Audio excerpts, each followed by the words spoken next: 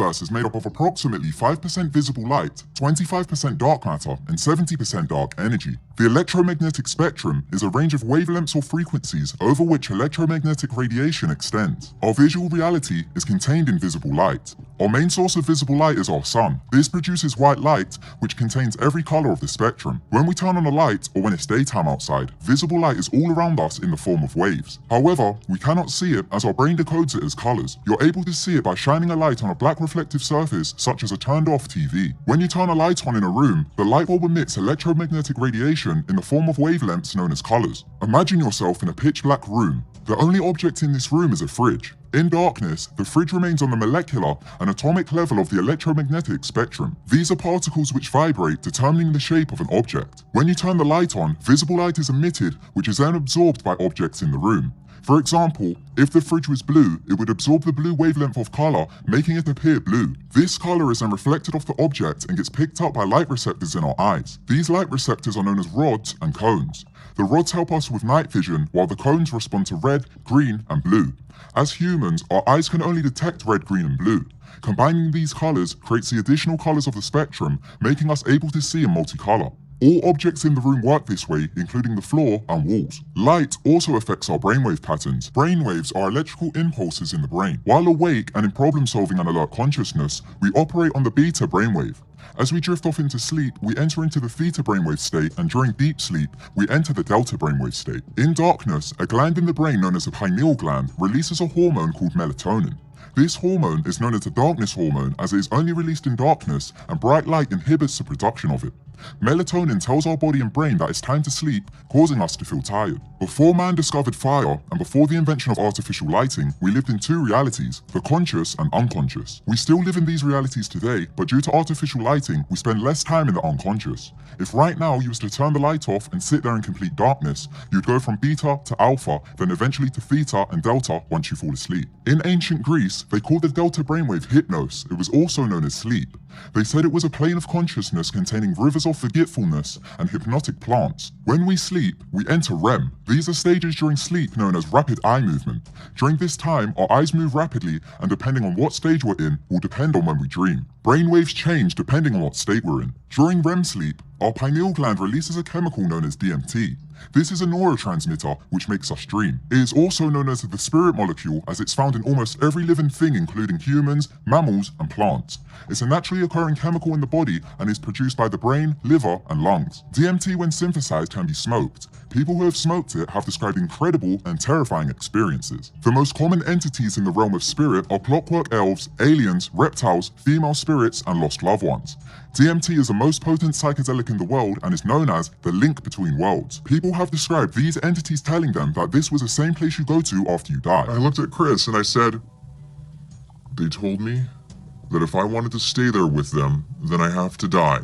As DMT is in almost every living thing such as plants, our stomach has developed a defense mechanism so we do not hallucinate while consuming it. A compound in our stomach called monoamine oxidase breaks down the DMT. However, indigenous people of the Amazon figured out a way to make DMT active orally. They done this by combining plants that were monoamine oxidase inhibitors with plants carrying DMT. Therefore, this allowed the DMT to become orally active. They use this method to create a brew known as ayahuasca. It's used in religious and healing ceremonies throughout Peru and around the world. Ayahuasca is also known as the vine of the dead. DMT is released in the brain when we dream and in large amounts when we die. In ancient Greece, they spoke of planes of consciousness above dreams and into the realm of the unseen.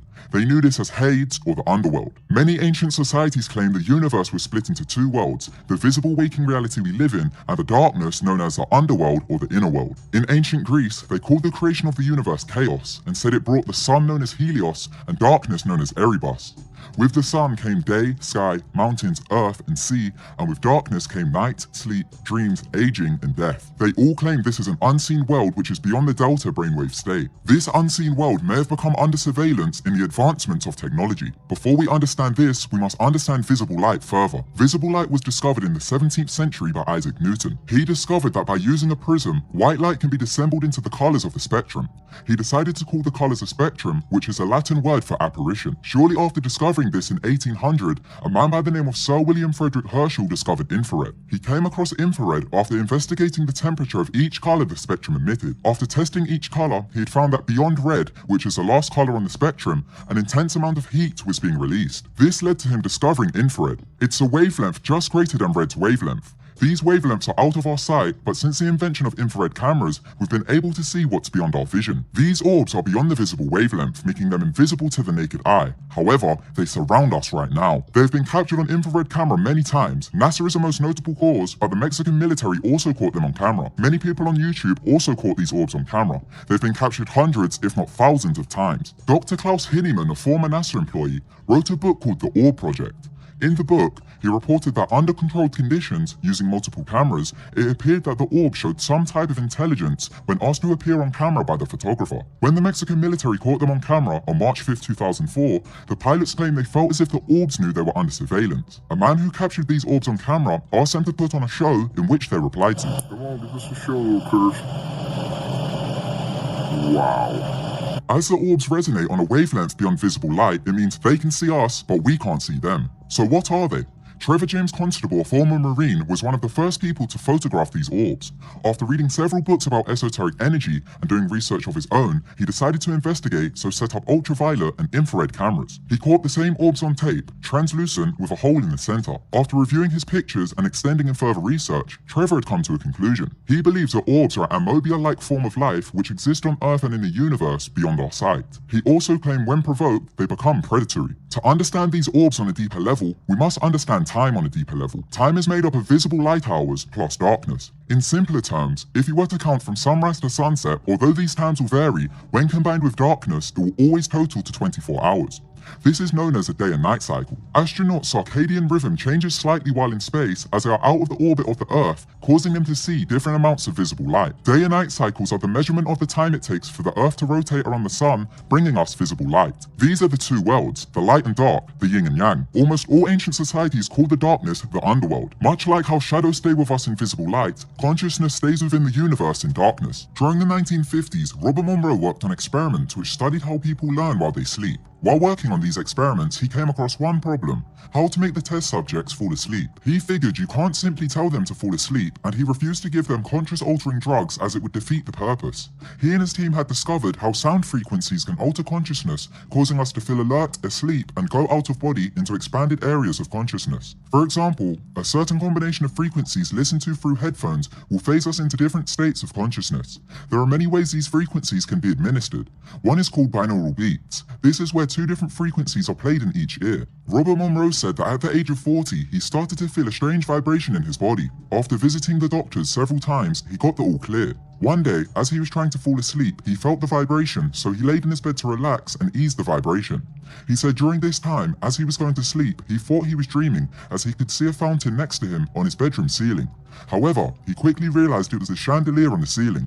He then noticed himself lying in bed and realized he was having an out-of-body experience. He once again went to the doctor, but they couldn't find anything wrong with him. The out-of-body experiences became so frequent that he managed to control them and explore. He explored the out-of-body world up until he died at the age of 79. The out-of-body world is also known as the underworld and the astral plane. Monroe was so fascinated by the out-of-body world, he chose to redirect his entire study on it, which led to him and his team developing HemiSync. HemiSync is short for hemispheric synchronization. This is also known as brainwave synchronization. Monroe indicated that this technique synchronizes the two hemispheres of one's brain, thereby creating a frequency-following response. This causes us to go into altered states of consciousness. This is known as phasing. Before we understand phasing, we must understand consciousness further. You can compare the brain to a radio. The radio picks up radio waves by its antenna. Within these waves are many different stations of information. The radio decodes this information using the circuits inside it. It then gives us sound as an output. When the radio is broken, the stations do not disappear as they are still in the source form of radio waves. By using the radio, you can phase into different frequencies to find different stations. Our brain is a receiver of consciousness, and some believe the antenna is a pineal gland. While awake, we are focused in the five-sense reality.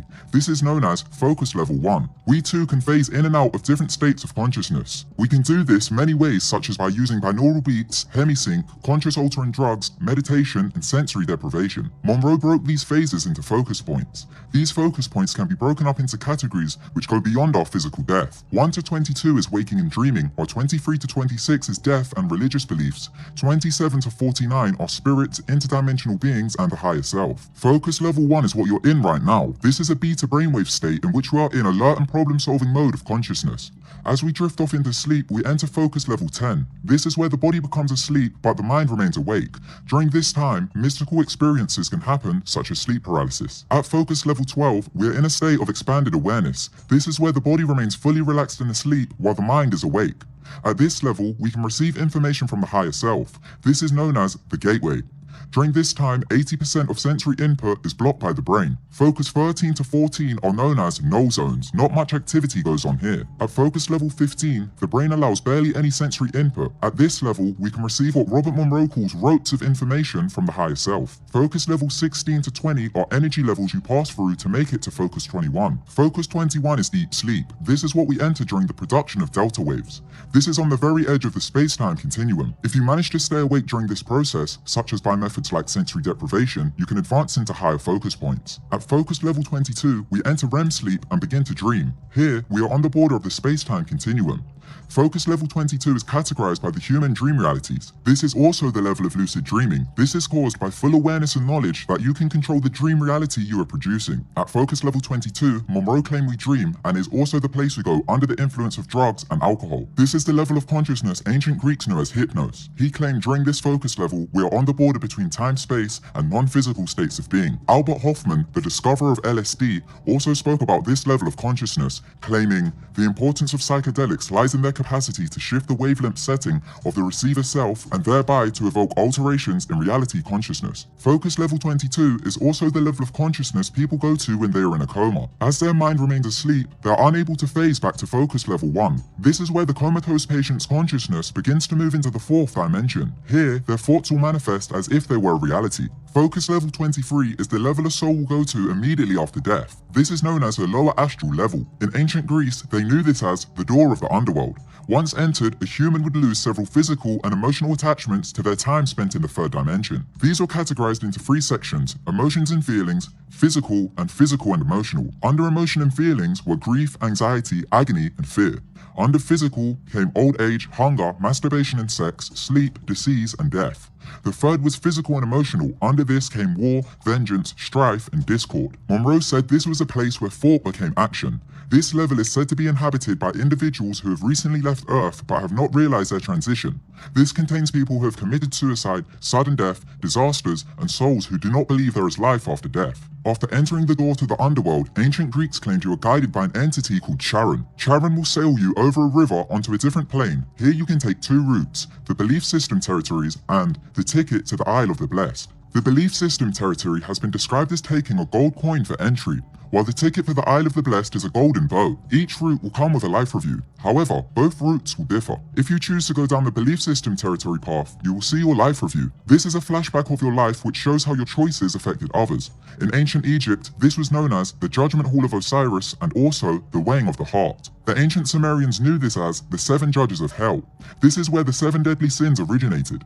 In ancient Greece, there were also 7 deadly sins. They were known as deceit, distress, strife, blame, retribution, doom, and affection. They decided whether you get into asylum known as heaven or the Taurus known as hell or the abyss. These are known as the belief system territories, also known as focus level 24 to 26. In ancient Greece, they split these into several focus points. To Taurus, the Asphodo Meadows, Morning Fields, and Asylum. To Taurus is a plane of consciousness the Greeks described as complete darkness and nothing else. They claimed souls were sent here after judgment of their sins from the entrance of the underworld after taking the belief route. They claimed this judgment is in control of the spirit. They claimed the laws that govern the underworld never provide a true justice to the souls of the dead, and the dead do not receive rewards for following them or punishment for wicked actions. The Asphodo Meadows is a place where souls went who didn't commit much sins but also didn't achieve any greatness or recognition. Morning Fields is a place reserved for souls who wasted their life on unrequited love. These are described as focus levels 24 to 25. Here, souls may not realize one's total responsibility for what one is literally creating. These levels are populated by souls who were stuck in aberrant behavioral patterns which prevented them from realizing crucial aspects of the nature of reality in order to move on. These planes of consciousness could also describe mental states created by human experiences and belief systems. The 7 deadly sins are a human construct to keep us restrained in certain focus points beyond our death. Greeks described asylum as being what is known as heaven. This is reserved for demigods and heroes. People who prove their worth during life also get a place. This is also known as Focus 26. Robert Monroe described it as a religional terminus. This is a place where spirits from Earth of every religious background congregate until they realize there is more beyond where they are. Entities live here which appear to ex-humans as Jesus and other religious figures demanding to be worshipped. In Gnosticism, this was the level of the demiurge, a false god who ruled over mankind, making them become spiritually stagnant, meaning they couldn't progress in the afterlife. Gnostics claimed the Pope was the main force behind this ruling, claiming a tactic was to make the population believe the only way to the divine was through their system. After this comes Focus Level 27. This was known in ancient Greece as the Isle of the Blessed. It is also known as Summerland. This is a level souls return to who are not burdened by heavy belief systems and who have managed to leave their physical existence behind. It can also be visited by out-of-body experiences. During experiments, Robert Monroe and his team made over 1,300 individual trips to the Isle of the Blessed. He called this the Lifeline Program. While out of body, he claims he and his team helped escort lost souls from the entrance of the underworld to the Isle of the Blessed. Monroe described Focus Level 27 as an edge of human thought capacity and a place for rest and recovery from death before souls continue to higher focus points. In ancient Greece, they described the Isle of the Blessed as a place souls can go to reincarnate at the risk of losing their memory. It has been described in many cultures as a park where we can decide to reincarnate or continue as our final incarnation. Ancient Greeks also claimed souls who chose the belief territories route can only be granted access to the Isle of the Blessed if their 3 previous incarnations achieved asylum while under the constraint of belief. They can choose to stay focused in asylum or be taken to the Isle of the Blessed to reincarnate as their final incarnation to spread the message about the Isle. Ones who learn knowledge of the Isle from final incarnations become advanced incarnations. I got looking into this subject because I had an out-of-body experience when I was a teenager, and although they were short-lived and not entertaining, they fascinated me enough to look into the subject. Once we come back as final incarnations, we stop reincarnating as we have had enough information to advance spiritually and be satisfied for eternity in the underworld. By me creating this video and you watching it, you are now considered an advanced incarnation. However, if you've made it this far, stay until the end as you will learn further secrets about the nature of reality. Babies who are stillborn are automatically transported to the Isle of the Blessed as they have no prior belief system. The Monroe Institute have a program known as Exploration 27. By using HemiSync, your consciousness has phased to Focus Level 27, allowing you to gain insightful information from there.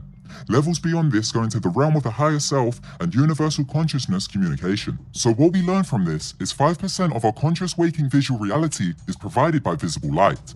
Visible light affects our brainwave states, and only 5% of the universe is visible to us.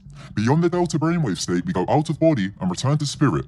This is known as the realm of darkness and also known as dark energy. Visible matter and dark matter are all tangible objects man-made and not man-made in the universe.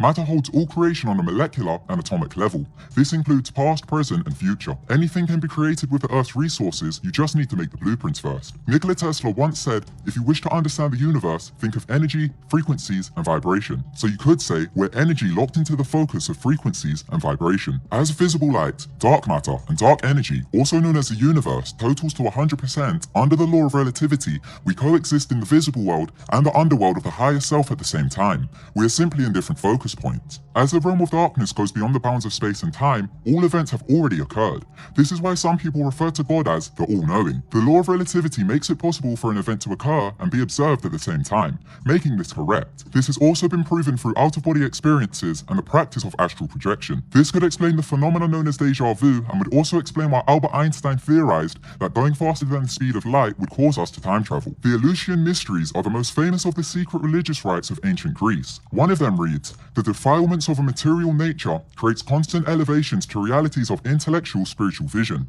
This means, once you realize our waking reality is simply visible light, you can determine your own future. If the higher self is of all-knowing, then so are you. If you analyze the information the universe is giving you, you can make choices in response to the information being given. Using techniques which prey on human emotion can decide the outcome outcome of these choices. This is known as manipulation. A less serious manipulation technique is a flirting technique known as push-pull. This manipulates the mind into liking someone by evoking emotion and humor. For example, a man approaches a woman and teases her using language which evokes emotion. He then compliments her using humor, all while under a flirtatious frame and context. The build-up of the tease creates strong emotions which are then eased by the humor. This is why it's called push-pull.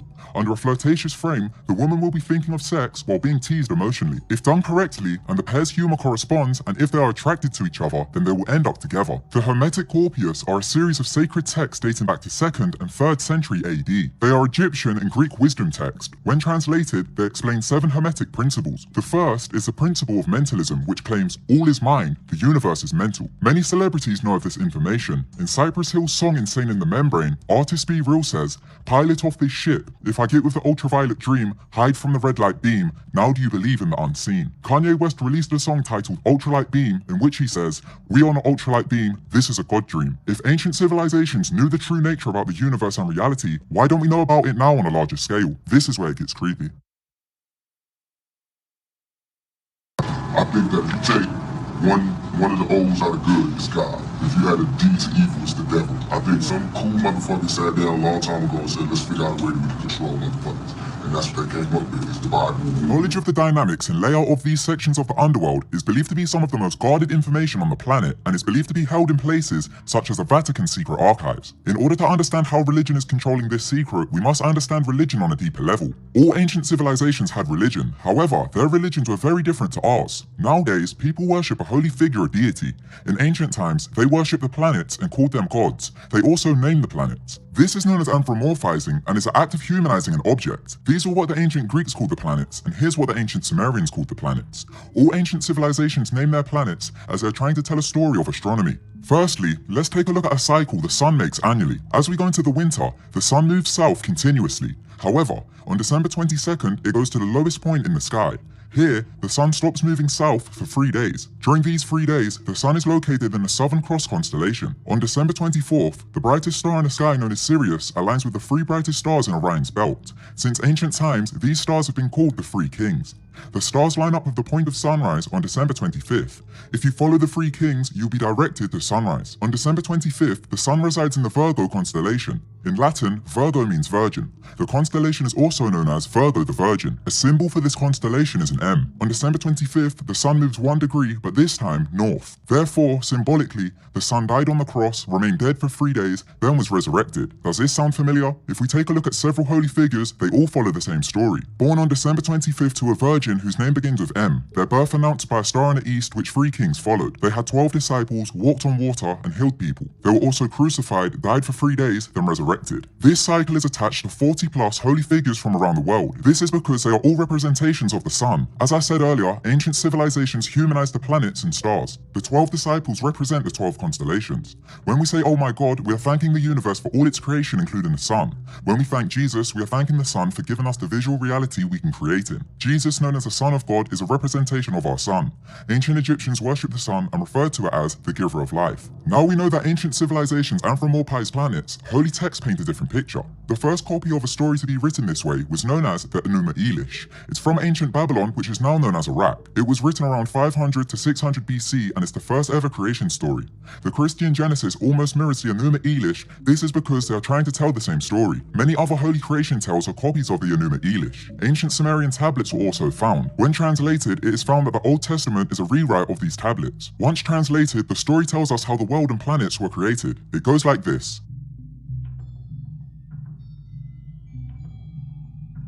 In the beginning, there was only darkness. Earth and the heavens had not yet come into existence. Apsu, a planetary body of fresh water, mixed with a planetary body of salt water called Tiamat. Their waters mingled, bringing forth Venus and Mars. After this, Saturn and Jupiter had formed. After this, Uranus formed. This planet was known as Heaven. The ancient Greeks called it Uranus, which translates to heaven.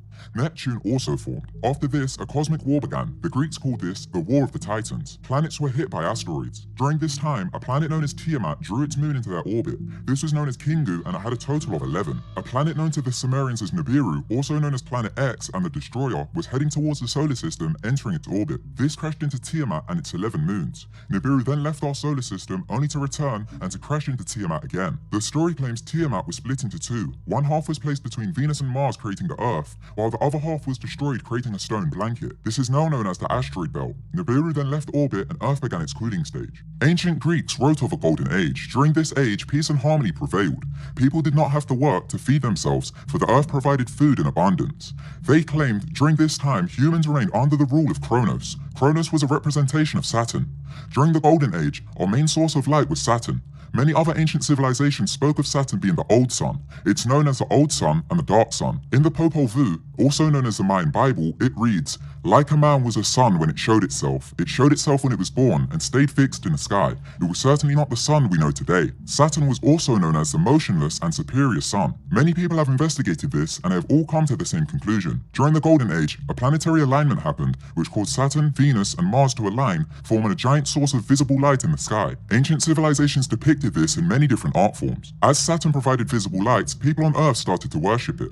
Ancient texts claim Saturn fell to the opposite end of the world's axis, causing a catastrophic event on the Earth. People continued to worship Saturn long after its reign. This is where Satanism comes from. The goat in Satanism is a representation of Capricorn, the constellation associated with Saturn today. They worship Saturn much like why Christians worship the sun, because it provided them with light. They continue to worship Saturn today symbolically for being as free as those of the Golden Age. An ancient Roman festival known as Saturnalia took place between the 17th of December until the 23rd of December.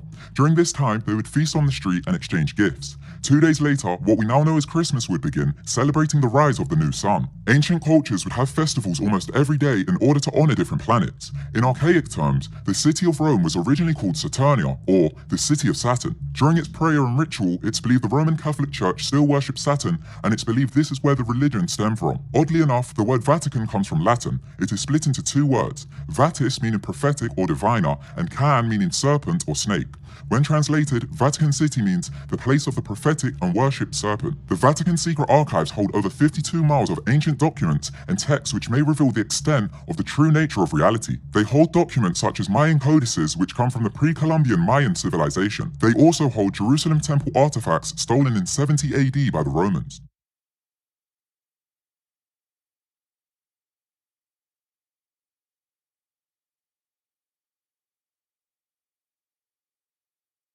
Now, ladies, where exactly are we going? Exactly.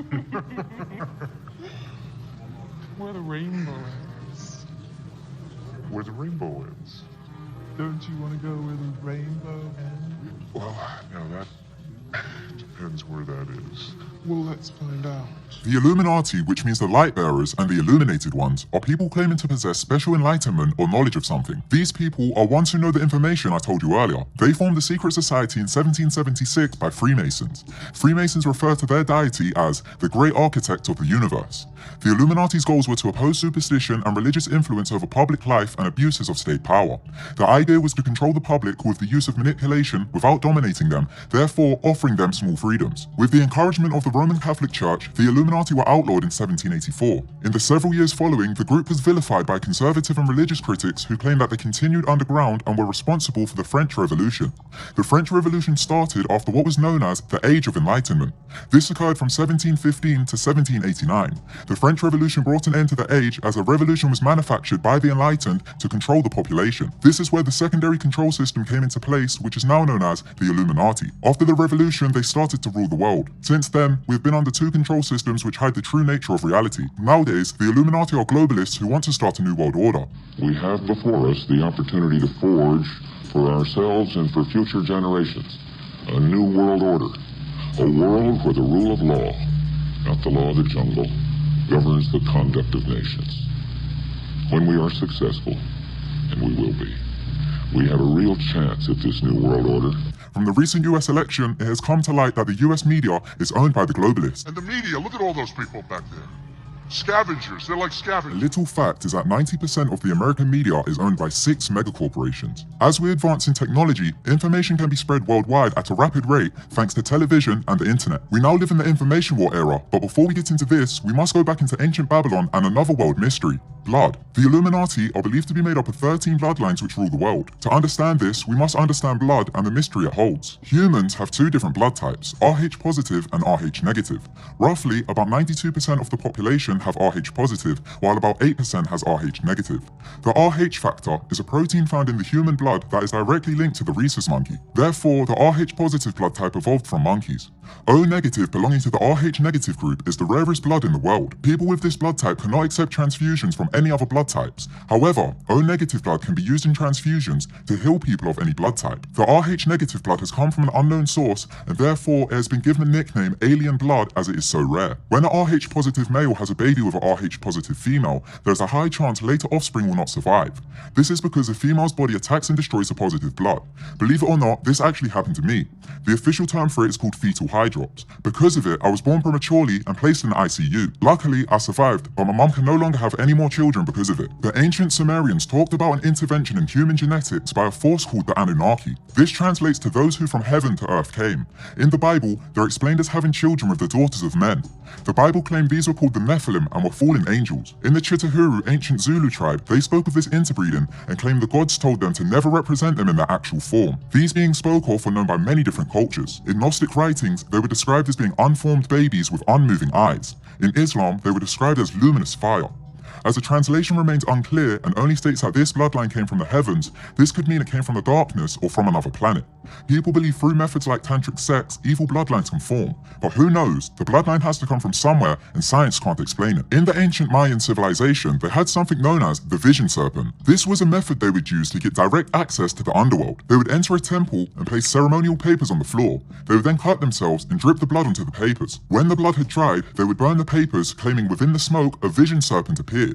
They claimed this was a snake who would open its mouth, and out of its mouth would appear ancestors and gods from the underworld. The vision serpent imagery can be seen all over the world, including in ancient depictions and even company logos. Former Italian Prime Minister Silvio Berlusconi had a giant depiction of this on his lawn. The vision serpent and serpent remains an outstanding theme when it comes to this bloodline and the underworld. All cultures from around the world speak of this serpent in relation to a world tree, claiming it is on the center axis atop the world tree. The world tree is a symbol representing a tree which holds the heavens, thereby connecting the heavens to the terrestrial world and through its roots, the underworld. It's believed the Illuminati control this bloodline for arranged marriages such as royal marriages. I have no idea how I'm connected to the bloodline. I know I'm German, Jewish, and Romani Gypsy, but I've never looked into my family tree, so who knows which bloodline I'm connected to. Ancient Babylonians called this bloodline poison. It's also known as royal or blue blood. Babylonians claim the offspring became demigods and pharaohs. On Tupac's album, The 7 Day Theory, The Donk Illuminati, on a song titled Blasphemy, he says, "Babylon beware, coming for the pharaoh's kids, retaliation making legends of the shit we did." The pharaohs ruled over ancient civilizations using a control system known as the Pyramid of Power.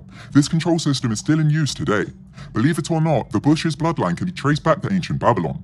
Not one, but 2 members of this family have manipulated information by the use of media to start 2 wars. The first was George H.W. Bush in order to start the Gulf War between the US and Iraq. The US had Kuwait as its allies. George H.W. Bush faked a press conference in which a 15-year-old Kuwaiti girl who could not be identified claimed this. While I was there, I saw the Iraqi soldiers coming to the hospital with guns. They took the babies out of the incubators. Took the incubators and left the children to die on the cold floor. I myself buried 14 newborn babies that had been taken from their incubators. And they had kids in incubators, and they were thrown out of the incubators so that Kuwait could be systematically dismantled. Before this, the American public were 50-50 on going to war with Iraq, but after this, they agreed on war, starting the invasion known as Operation Desert Storm. It was found out that the girl who made the speech was a Kuwaiti ambassador's daughter. She was given scripted lines and coached by American PR firm Hill & Knowlton. It was funded by a $10 million joint US and Kuwaiti campaign to start war. There was never any incubator baby deaths, and many civilians, including men, women, and children, died due to the war, as well as many soldiers from both sides. The second time the family lied was during 9/11 under George W. Bush. Bush. On 9/11, 3 buildings fell, the Twin Towers and World Trade Center 7, also known as the Solomon Building. Just before the World Trade Center 7 had dropped, a BBC News anchor was describing the collapse of the World Trade Center 7 as it stood in sight behind her. This means a pre-planned script was given out to news stations which told them what to say.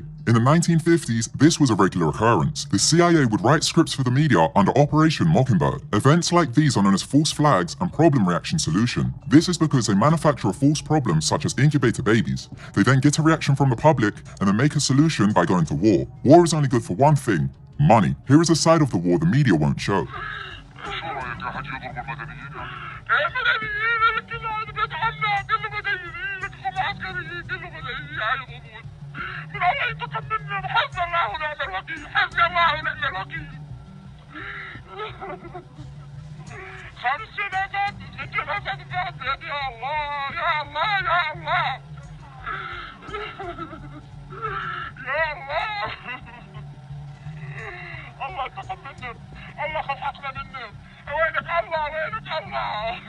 As I said earlier, we're now in the information war era. Luckily, there is alternate media.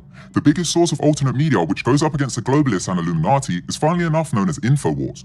It is run by Alex Jones, who filmed the bizarre rituals the Illuminati do at Bohemian Grove.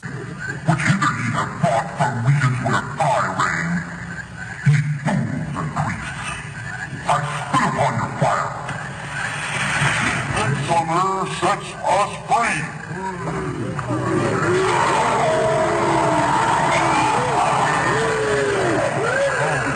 Some speculate that they feed these entities at ceremonies such as what takes place at Bohemian Grove. People believe they become possessed and receive information from the underworld. During rituals and times of panic, these orbs can be seen on camera. While filming for a video back in May, I captured one on camera. I actually filmed this scene, no joke, about 7 or 8 times because I wasn't pleased with it, so it's quite scary that I caught it in the final take. During a fight between 2 men, these orbs can be seen appearing in the bottom corner. The globalist-owned media now report Alex Jones as fake news and have tried to remove him along with many other sites from the internet. They now claim all alternative media are fake news, although it isn't. The internet is slowly becoming divided and more politically correct, causing many YouTubers and celebrities to talk out. The mainstream media once again are being manipulated by the globalists in order to try and create war with Russia, claiming Russia had an interference with the election. However, Georgia's Secretary of State revealed that in Georgia State, their voting system networks came under 10 cyber attacks carried out by the Department of Homeland Security. These networks carried the state's polling results. It's believed it came from within, as insiders feared that Hillary would instantly start World War III with Russia. According to the equinox, we're in the age of Pisces. Ages come every 2,150 years and are meant to represent changes in society. We're currently in the Iron Age. Ancient Greeks wrote of this age and claimed, at the height of this age, humans no longer feel shame or indignation at wrongdoing. During this age, humans live in an existence of toil and misery. Children dishonor their parents and men use lies to be thought good. There will be no help against evil. The next age will come by 2,150. This is the age of Aquarius. According to ancient Greeks, the Golden Age will return. Our age is also known as the age of Christ consciousness, or being conscious of the realities we live in. If we were to know this information on a worldwide scale, we could translate ancient texts such as the Enuma Elish and the Egyptian Book of the Dead to get the full answer behind the secret of reality. Using these texts, we could also find the secret behind the Rh negative bloodline.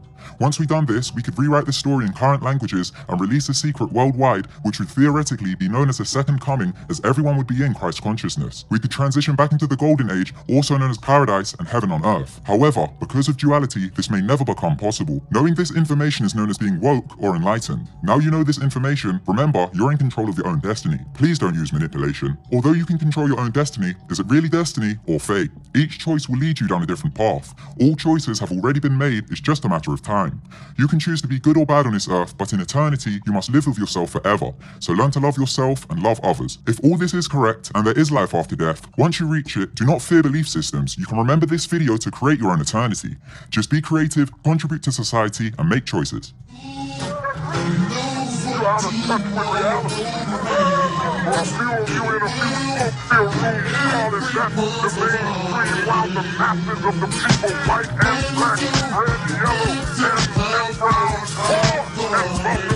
Suffering in this nation.